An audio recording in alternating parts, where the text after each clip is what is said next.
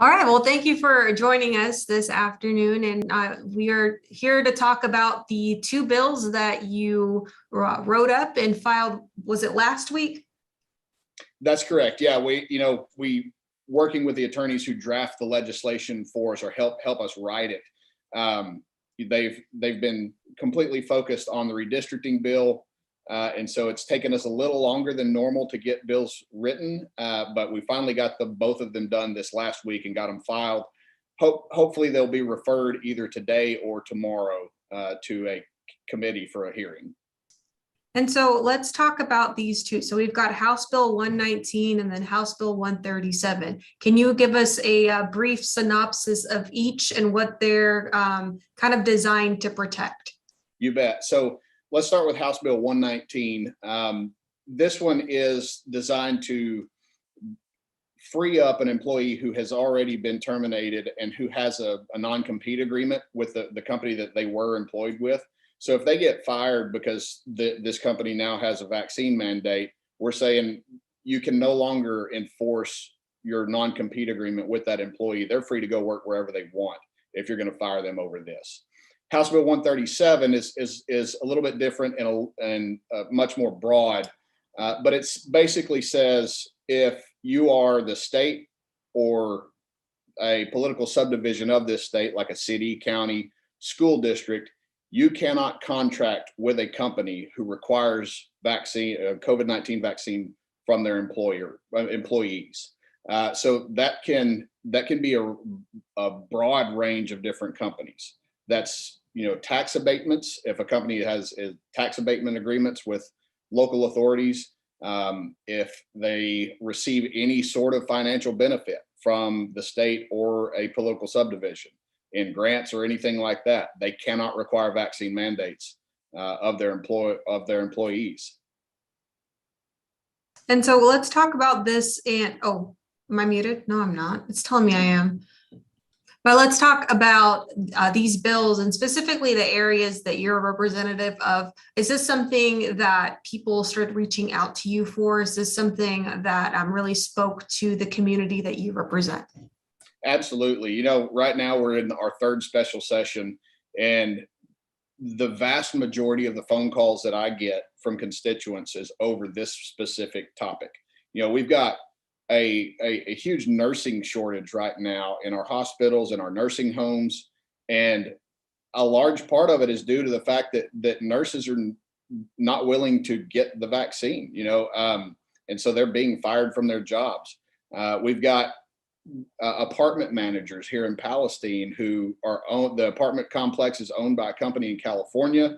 They've required all of their employees to get vaccines, and they're losing their jobs, or they did last week. So this is a very real issue and something that the majority of my constituents are outraged about, and rightfully so.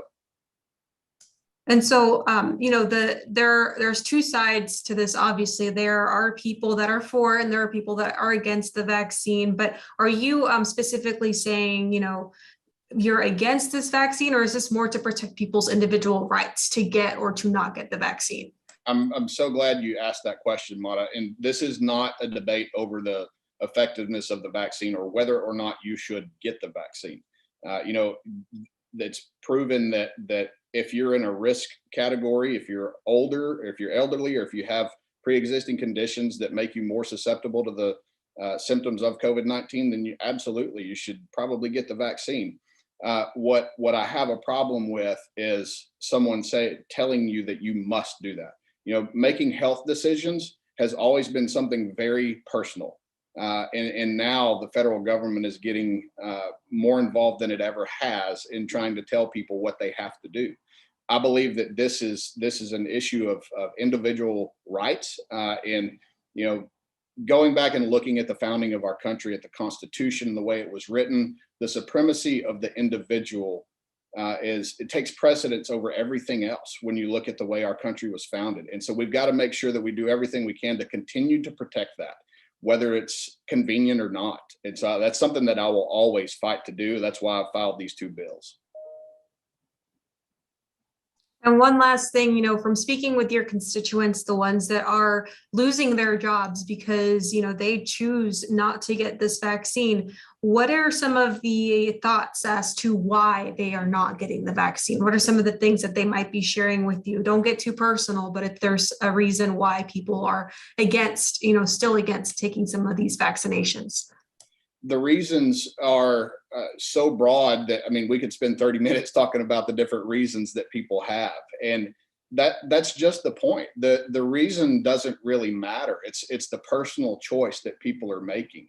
And it's their right to make that choice, in my opinion. So unfortunately, I hate for the situations to arise where government has to step in and get involved. But this is one of those scenarios where, it takes a law to stop intrusion of individual rights. And so that's the road that we're going down now.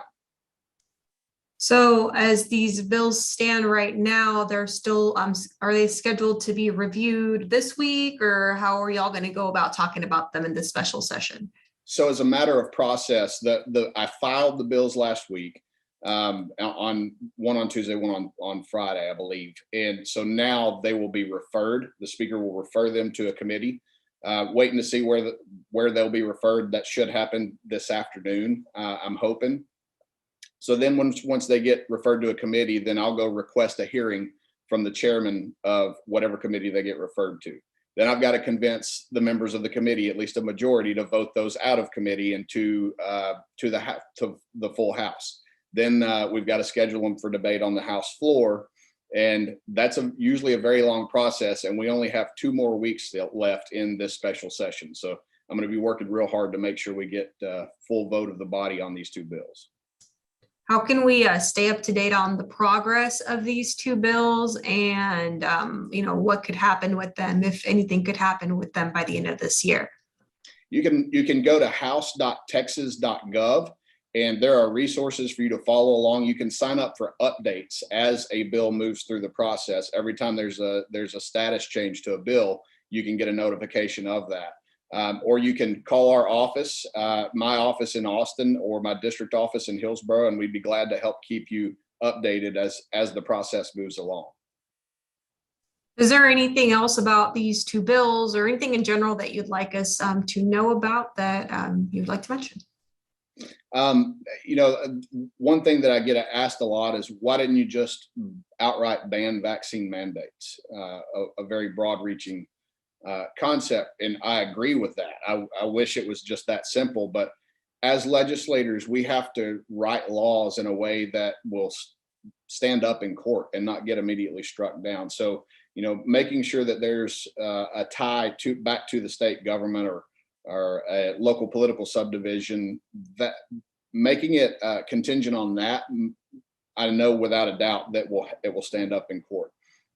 There are also several other bills that other members of the legislature have written that I'm going to be supporting as well, trying to help get those moved through that address different areas of the law. And so, as this process moves through, I hope that we can eliminate as many vaccine mandates that employers are putting out there as we possibly can. And I also hope that the federal government will step up and do its job and stop stepping on the rights of the individual.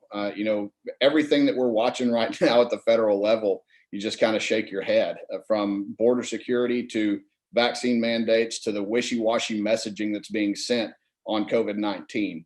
I think Texans in large are fed up with the federal government, and the state of Texas is doing everything it can to step in and fill that gap.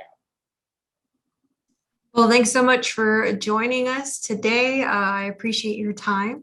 Thank you, Mata. Thanks for having me on.